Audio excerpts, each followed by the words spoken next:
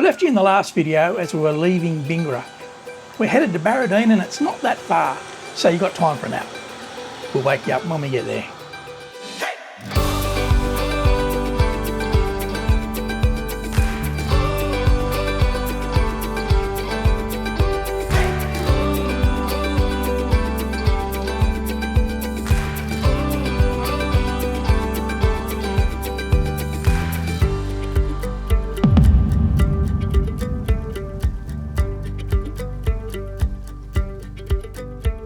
G'day everyone, thanks for joining us in episode 2 of our Outback New South Wales trip. We've made it to Barradine and Camp Cypress, and we've had a wander around and there's no one here to check in with. So we just picked a spot that we like and hopefully that's okay. It's bloody hot, so we've gone for a powered site at 25 a night.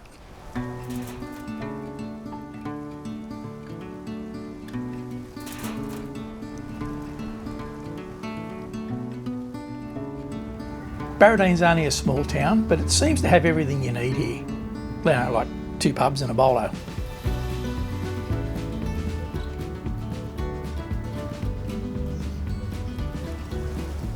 We're just going to duck in here and get some info for our trip out into the Pilliga tomorrow.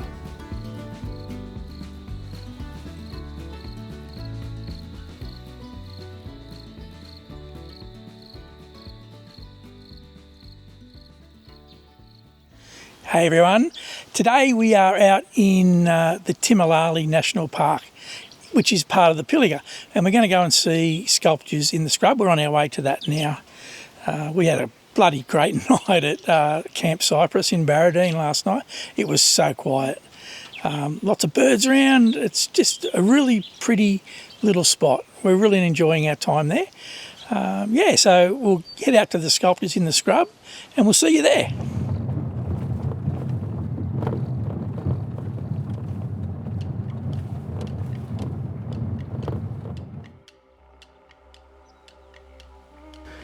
Alrighty, we're going to take the sculptures walk and then come back up through the gorge.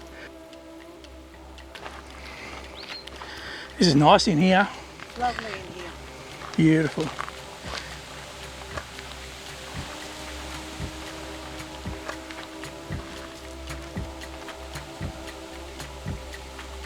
So we're on top of Dandry Gorge and these are the first sculptures. This one's called the Scrub Spirit.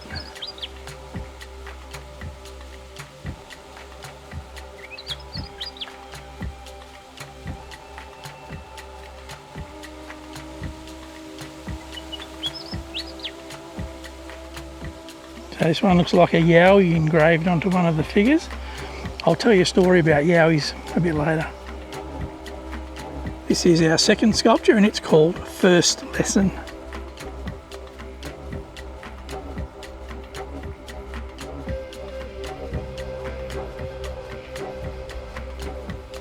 So we're just looking down into Dandry Gorge. There's a bit of a clearing down there.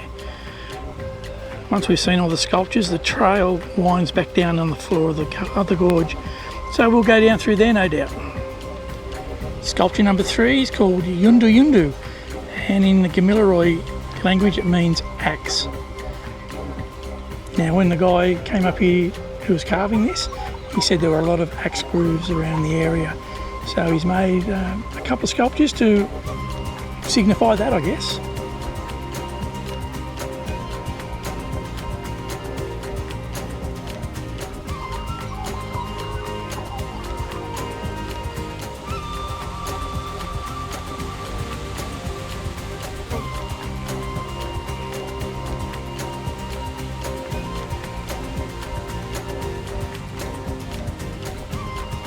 Sculpture number 4 is called Connections, and it's between the earth and the stars and the creation.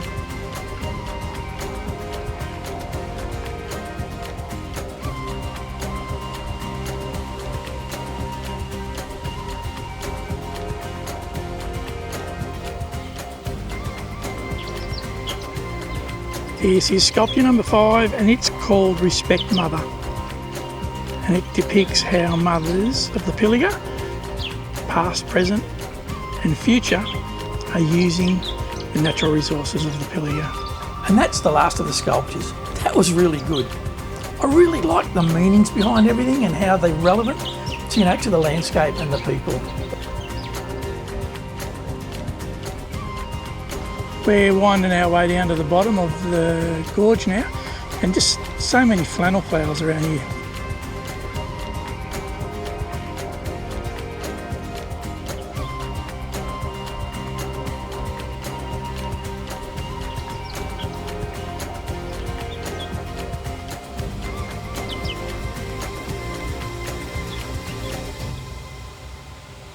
That's the first lesson sculpture that we saw earlier. That's so cool, it's almost real. We're now down in the bottom of the gorge and it is beautiful. It's not hard to picture Aboriginal people here. There's an atmosphere. I've got a feeling of peacefulness, you can just feel it.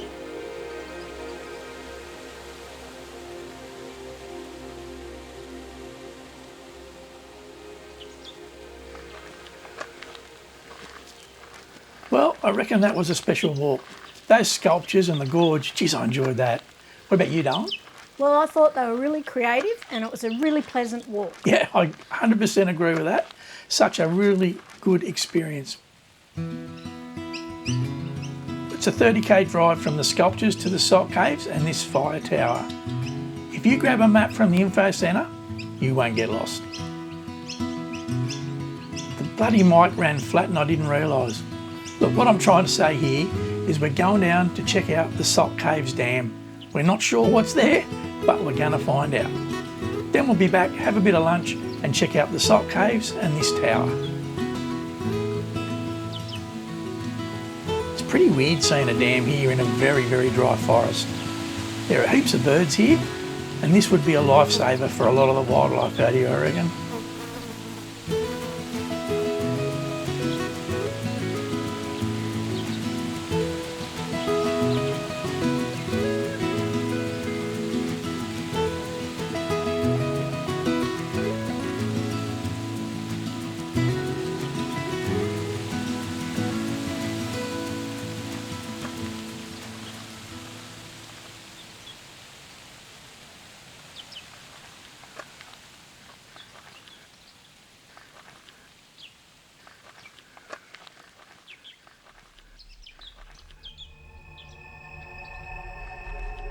Look at this, will ya? She's 2'6" and can just bend over and wander in. I've got to crawl and my legs are covered in this talcum powder dust.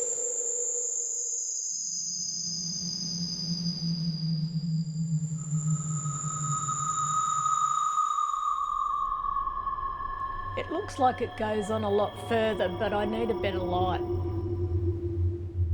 Check out the dust in the air. We're breathing that in. Can't be good for you, can it? Come on, darling, let's get out of here. Yeah, okay.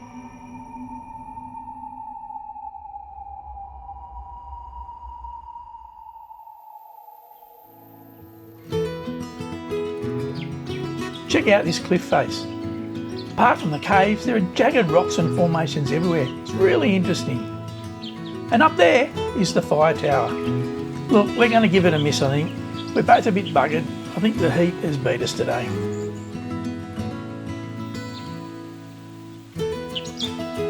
Okay, the salt caves don't have salt in them anymore. They were thought to have columns of salt, but no one really knows for sure because there are no records on it. Anyway, we've seen everything we wanted to see today and we're heading back to camp, so we'll see you in the morning.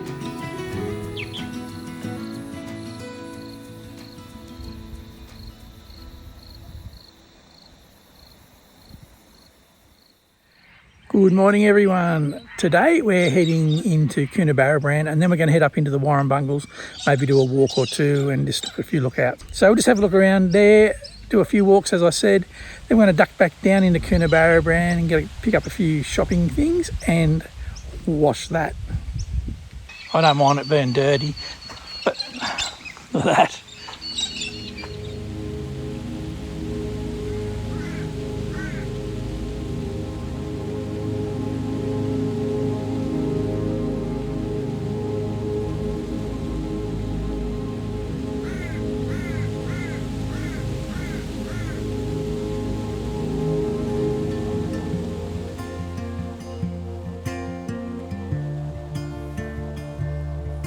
We're in the Warrumbungles now and we're just about to do a little walk.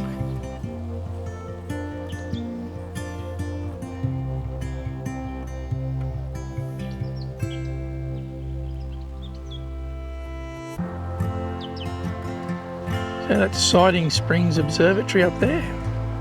Don't know if we'll get a chance to get up there today. We have been up there before, so maybe not.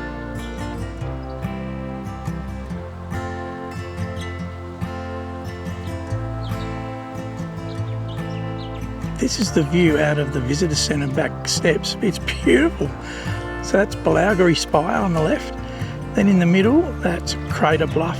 And just down from that in the shadow is the Bread Knife. If you're coming up here, stop in at the Warrumbungle Information Centre. Very helpful people, lots of information. And the views out the back, as I showed you earlier, magnificent. So we're going to head off now and head up to White Gum Lookout. White Gum Lookout. Supposed to be beautiful views up ahead, so looking forward to that.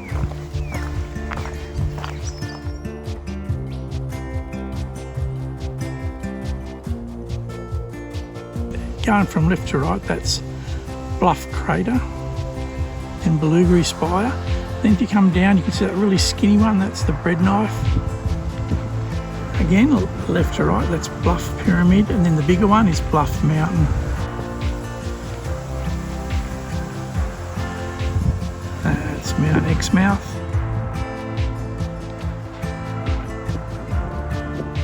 And that is Split Rock.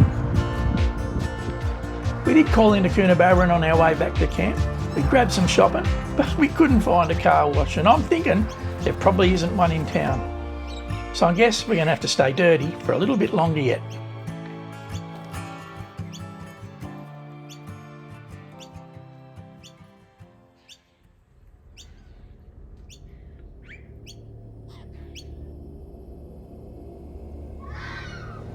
You might recall the other day when we were up at the sculptures in the park, I showed you a depiction of a Yowie.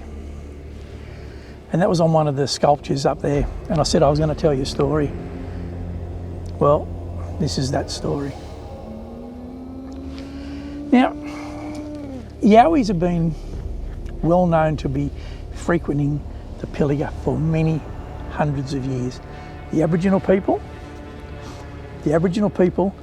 they feared the Yowie, they knew the Yowie, and they were very, very careful as to where they went in the Pilliga. But the story I really want to tell you about is a guy called Bongo. Now, Bongo is in a mental institution, and he claims it's as a result of this encounter. But back in the 70s, he was driving his vehicle and he took a wrong turn and was on the Newell Highway going down through the Pilliga. Now, he reckons he was short on fuel and he found a telecom bloke during the afternoon and arranged for him to contact someone in Narrabri or Coonabarabran to get some fuel out to him in the morning. So he was going to spend the night in the Pilliga. He was asleep in his vehicle about 3 or 4 in the morning. He was woken and the door was ripped off his truck or his vehicle. He was dragged out of the vehicle by a Yowie, or the Yowie. And he was dragged into the scrub, taken away up to where this Yowie lived, which was like a humpy in the bush. Now, in the humpy there was a whole bunch of human legs, but they were all bow-legged. Now, he's not bow-legged, so he reckons that the Yowie's taken him back to his car and left him there because he wasn't bow-legged. Look, that's the story, okay? But since that day, he's been in a mental home. Now you can get on YouTube and type in his name, Pilliga, Yowie encounter, and there's a recording of his story on that. Now, he is in a mental home, and as a result of this Yowie encounter, so he claims. So there you go. You can believe that or not. Now, there's another story, and this one has a lot of truth in it. There's a woman called the Pilliga Princess.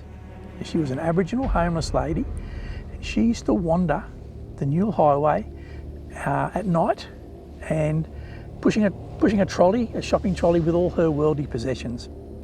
Now, unfortunately, she was hit and killed by a truck at night back in the 1990s. But since then, there have been sightings by many, many people of the Pilliga Princess still wandering the road, pushing her trolley. Well, it's a new day and we have left Barradine, or Camp Cypress at Barradine. Beautiful spot to stay. We would definitely stay there in a heartbeat again. Now the plan was for us to go up to a place called Muddy Waters, which is just in Walgett. Now, with apologies to the people, or the good people of Walgett, we've been seeing a few news reports of an escalation in car theft and home invasion and violent crime in Walgett. So again, with apologies to the good people of Walgett, we decided not to stay there. So we've moved on. We're in Brewarrina and we're staying at a free camp, which is just on your way into town, and it's under the Barwon River Bridge. So we're right on the river, and it's just a nice spot. There's no facilities here apart from a toilet up there. But yeah, it looks like a nice spot, and we're just going to spend one night here before we head off again in the morning. And that's our spot, and the river is just on the other side, although there's lots of reeds and that you can't really see the river properly. But I'll just scan around here. Over near where that car is, there's a boat ramp into the river, and that's the toilet block over there. So that's where we are located, and that's the road bridge, the Camilroy Highway. Now there'll be a bit of road noise, I guess. We don't give a shit, so we'll be right.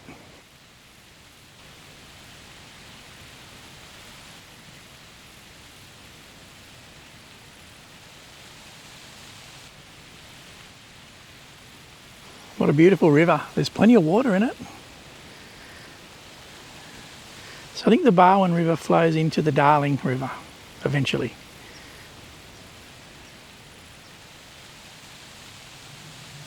We've packed up camp and headed into town, and we're just at the Brewarrina Weir. And here they also have the fish traps, which are an amazing piece of architecture, technology, I don't know. But they're 40,000 years old, and the Aboriginal people have been using these traps for fish who are swimming upstream. I find this so interesting. 40,000 years old. Well, that's just amazing.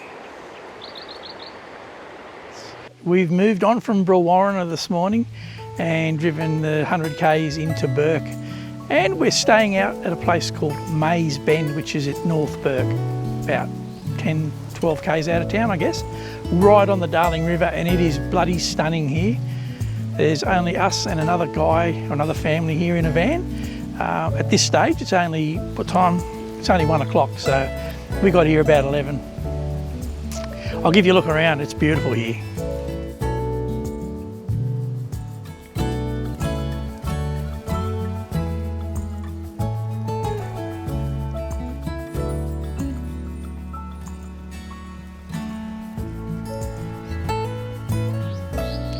Well, this is right at our camp.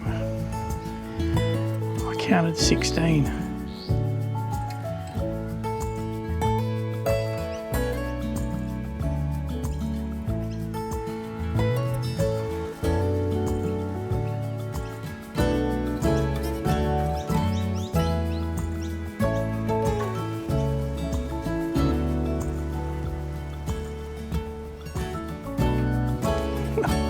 This is a stunning place. Sun's going to go down in the next hour or so, and we're not far off having dinner. Christine's in there cooking us up a storm as I speak. I think we're going to have jacket potatoes with mince, sour cream, that sort of stuff. So beautiful. She's in there cooking it on the K-Mac 4-way oven that we've got in the van. So we're just experimenting with that. We don't know how it works particularly well yet. So we're just going to suck it and see. But we're just going to sit down here now and relax have a few beers, have some tea, and then we'll catch up with you in the morning.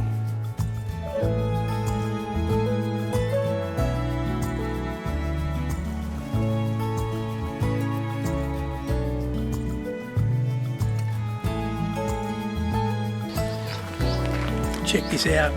We got jacket taters and garlic bread.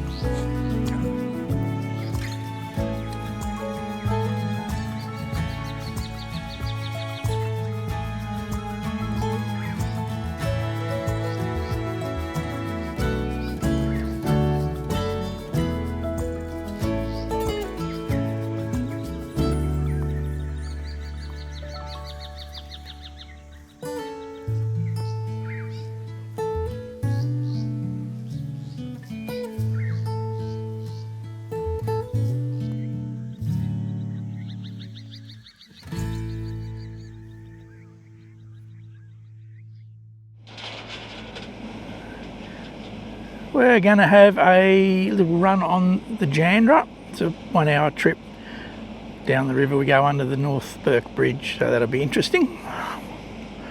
The Jandra was built in 2000 and it was a copy of the original Jandra, which was built in 1897, I think. Well, as luck would have it, we've got 27 kids coming on this trip with us. Bugger. And off we go. We're heading downstream towards the North Bourke Bridge.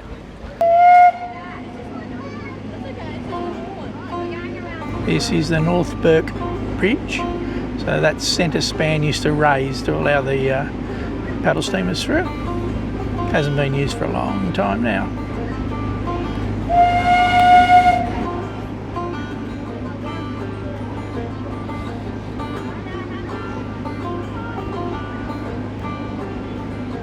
I'm not sure if you can see this, a bit of a white line on that support up the top. That's where the 2022 flood came to.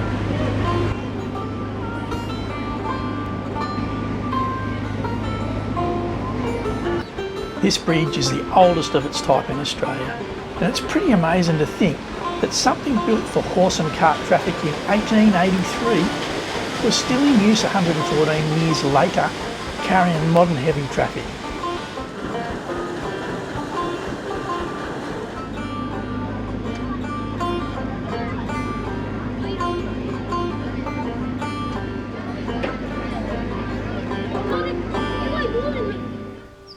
Well, that's the Jandra done. That was awesome. That was a really relaxing cruise down the Darling River.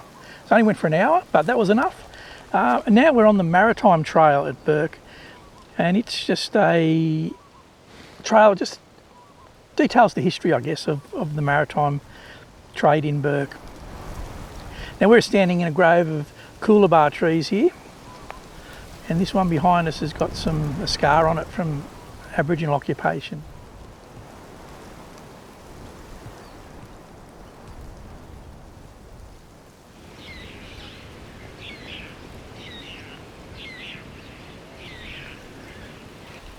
This is Australia's most inland shipwreck. This is the paddle steamer Wave. This is all that's left of the port of Bourke. Back in the day there were 80 steamers up and down here between Bourke and Brewarrina, and this was huge, this port area. But it's fallen into disrepair and probably fell apart, and this is what they've restored. Here she is on a Arvo cruise. Look, if you're visiting Bourke, do this cruise. It's really relaxing. You get your tickets from the back of Bourke Centre.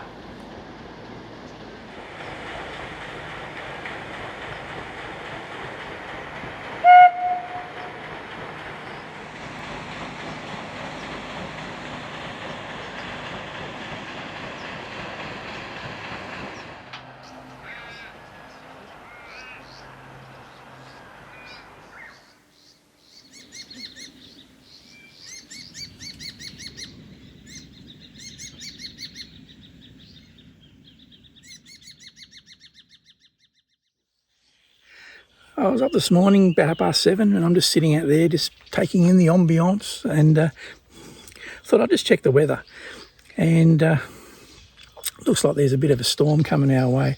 I don't think it's very heavy rain, but it might be enough to make these tracks a bit difficult to get in and out of, especially with a van. So we're just doing a rush pack up, and it's only like half hour away, I think. So we're just doing a really quick pack up, and we're going to get back into town.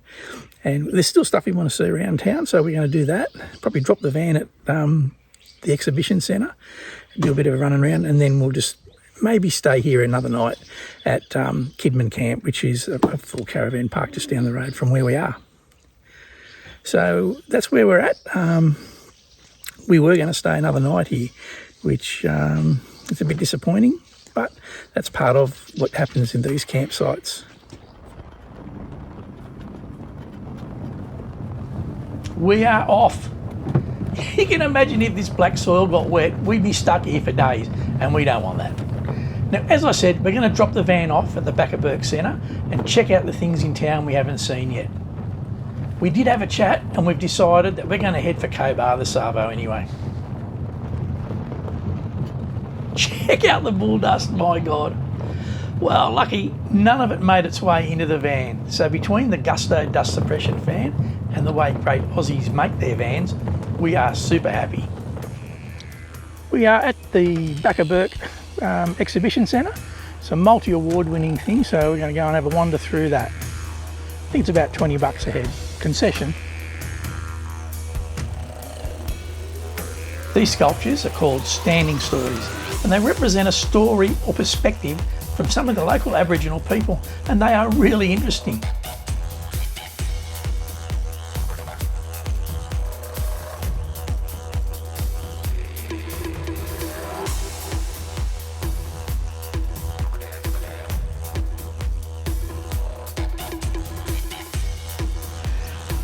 Central Park, it's a beautiful park, nice and green. Over in that far corner is a place called Poets Corner, where they celebrate all the poets, and in the corner we're at is the Anzac Memorial. Barbecues, picnic tables, tennis courts, really nice. Geez, there's some beautiful historic buildings here in town. Some really well restored, others not quite so much. But they definitely take pride in their town. Good on you, Bourke.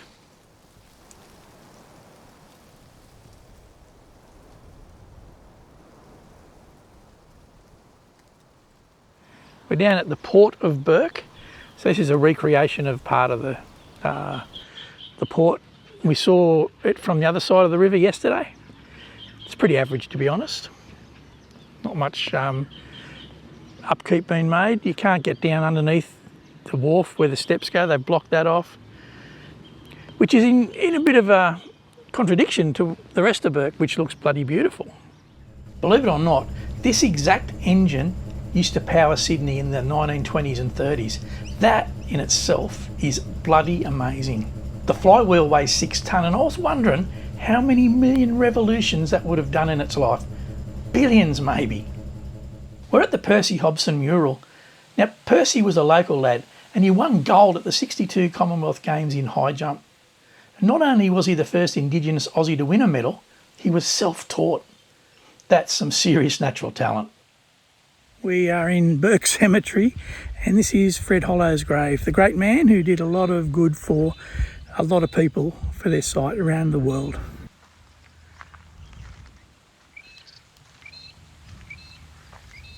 This is a mosque. It's in the cemetery. It was moved from Hope Street in town out here.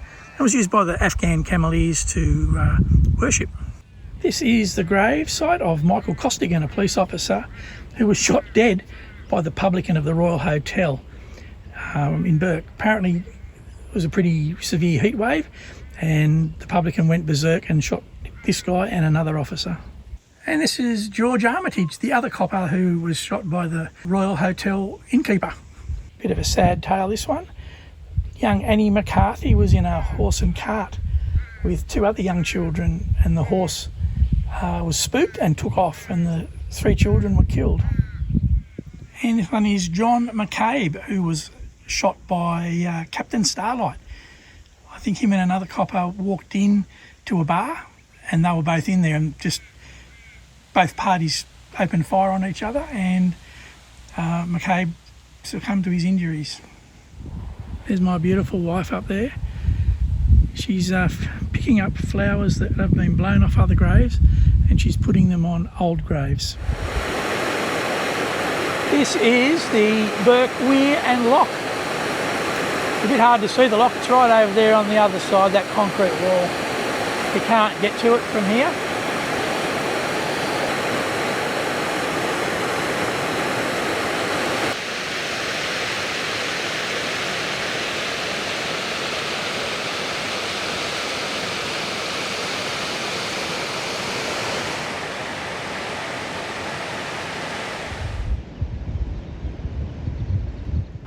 Well, we've seen everything we wanted to see in Bourke now, so we're going to do a runner and head to Cobar. So shut the bloody gate on your way out, and we'll catch up with you in the next episode.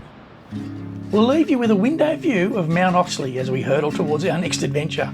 So please keep an eye out for the next video, and we'll see you soon. Thanks for watching, and take care. Country lanes and coastal plains, endless views that we're passing through, making our way to a distant place, just us two, somewhere near